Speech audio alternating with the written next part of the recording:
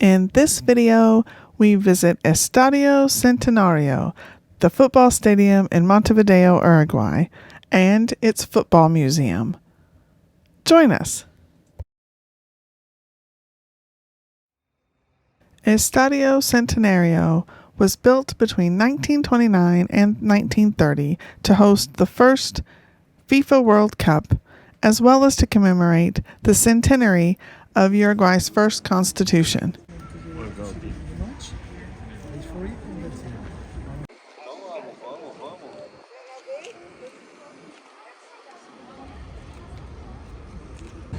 So this is the football stadium that was built for the first World Cup.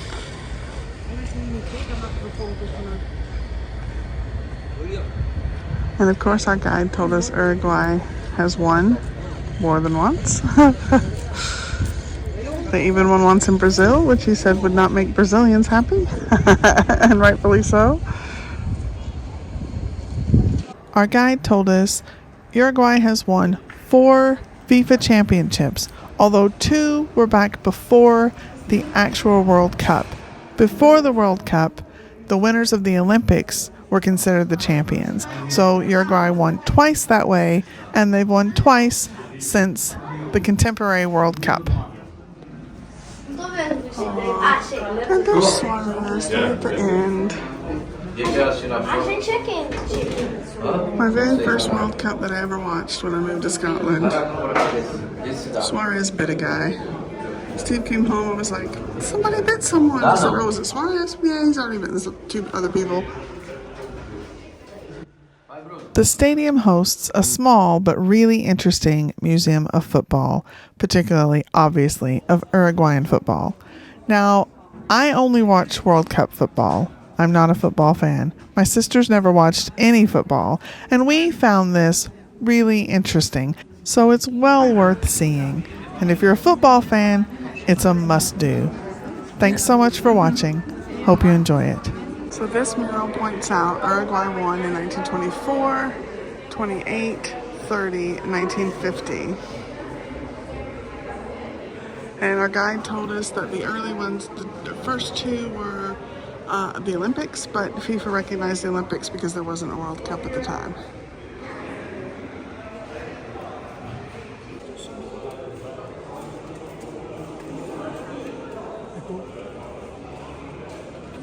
In 1916, Argentina, Brazil, Chile, and Uruguay played a friendly tournament in Buenos Aires. Thus, the South American Football Confederation was created, being the oldest in the world. The winner of the first international cup at the regional level was Uruguay.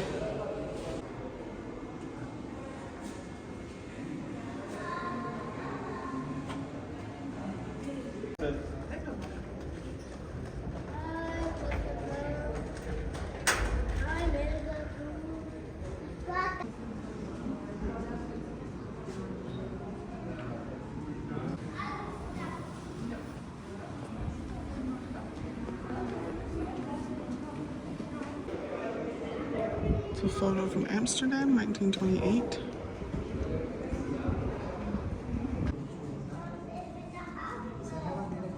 This is celebrating 100 years of FIFA.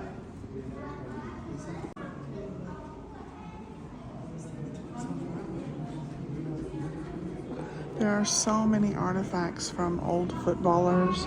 That one appears to have blood on it.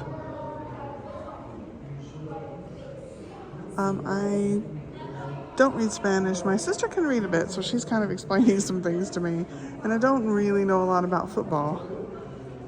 If you are a football fan, wow. This place is huge. Oh, look, Paris, 1924. There's an old flag.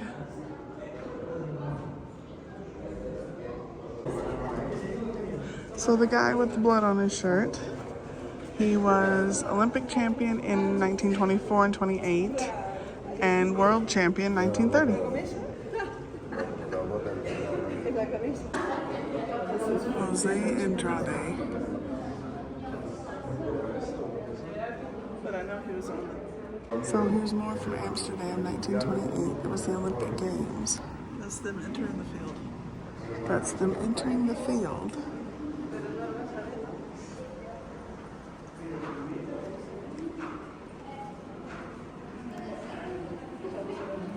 This is June 13th, 1928. The people of Uruguay meet in the Independence Plaza. This is the plaza where we just were, and it's practically empty. Look at all those people. They're greeting them for winning the Olympics. Yes. My sister's reading. I'm translating. I'm translating her translation. We were just there. Here is the stadium filled with people, 1950, and we were just standing right there. In Brazil. This is the one in Rio that we were at. This is the one he said they got upset about. So this is when Uruguay won the FIFA World Cup against Brazil in Brazil. This is Maracana Stadium. And we saw that stadium. We saw the stadium when we were in Brazil, when we were in Rio.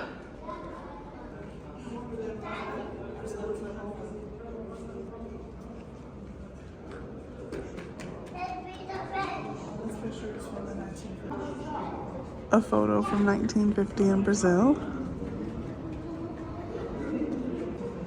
So this is the Uruguayan team in 1930 here in Montevideo. Oh, from 1928 until 1976. This door was made when? It says it's from 1528. From 1528. But it served as the main door. Served as the main opening door. For the Uruguay football team from 1928. From 1928 until 1976. So it's saying this is a very historical door, and people would have walked through here when they won the World Cup in 1930. 29 through 76.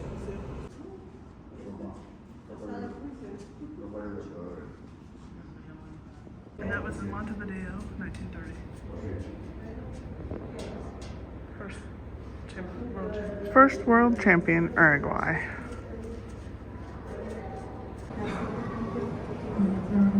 There's Pele's shirt with a signature.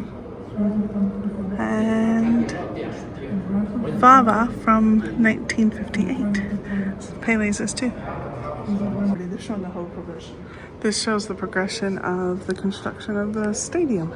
Against Argentina, guess who were champions? Thanks so much for watching. I'm on an amazing adventure with cruises in South Africa and a world cruise that has ports in Europe, South America, Australia, New Zealand, and Asia. So click the Travels with V and Steve icon below to subscribe so you don't miss a video.